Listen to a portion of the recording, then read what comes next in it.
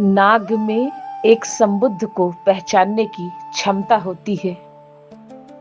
एक बुद्ध को सबसे पहले नाग पहचानता है, क्योंकि एक संबुद्ध के पास जो विद्युत तरंग है, जो अदृश्य दिव्य ऊर्जा है, वो नाग का सारा शरीर पकड़ लेता है। भारत में ऐसा अनुभव कई बार बुद्धों और संबुद्धों के साथ हुआ है। इसलिए हिंदुओं में नाग की पूजा होती है।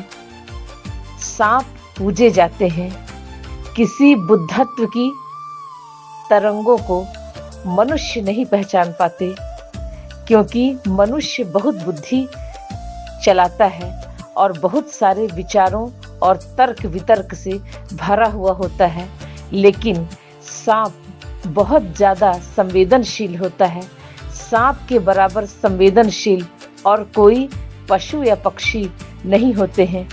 जब कोई सचमुच बुद्ध होता है, जब कोई संबोधि को उपलब्ध होता है, तो वहाँ अपने आप एक अदृश्य दिव्य ऊर्जा काम करने लगती है और उस अनुभव को सबसे पहले सांप जान पाते हैं, क्योंकि सांप अति संवेदनशील होता है।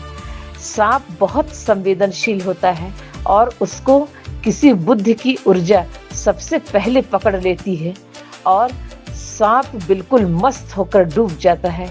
हर बुद्ध और संबुद्धों को सांप ने सुना है और उनकी सुरक्षा किया है। मनुष्य नाम पूछता है, जाति पूछता है, वेशभूषा देखता है, जाति और धर्म पूछता है, पूरा इतिहास क्या है ये जानना चाहता है। लेकिन सांप सीधे एक संबुद्ध की तरंग, स्पंदन और उस बुद्ध की विद्युत ऊर्जा को पहचानता है।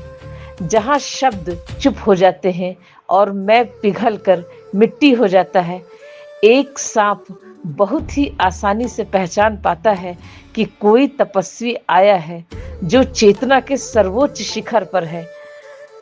वहीं किसी बुद्ध की पदचाप धरती के हृदय पे उतरती है।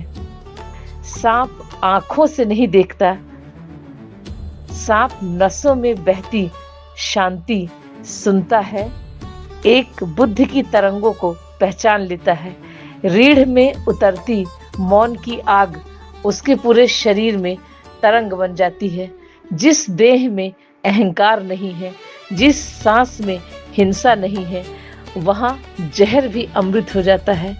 एक संबुद्ध के लिए सांप विष को भी अमृत कर देता है। वर्षा उतरती है, आकाश कांपता है और नाग फन फैलाकर एक संबुद्ध की रक्षा करता है, एक बुद्ध की रक्षा करता है। बिना ये जाने वह रक्षा कर रहा है, बिना ये जाने सांप रक्षा करता है कि वो रक्षा कर रहा है, क्योंकि बुद्ध कोई व्यक्ति नहीं, बुद्ध एक ऐसी तरंग है, संबुद्ध एक ऐसी चेतना है जिससे प्रकृति डरती नहीं है, बल्कि पूरी प्रकृति एक संबुद्ध की सुरक्षा में होती है, एक संबुद्ध की सुरक्षा करती है। पूरा अस्तित्व एक बुद्ध की सुरक्षा करता है। पूरा अस्तित्व, पूरा ब्रह्मांड एक बुद्ध की सुरक्षा में हो जाता है।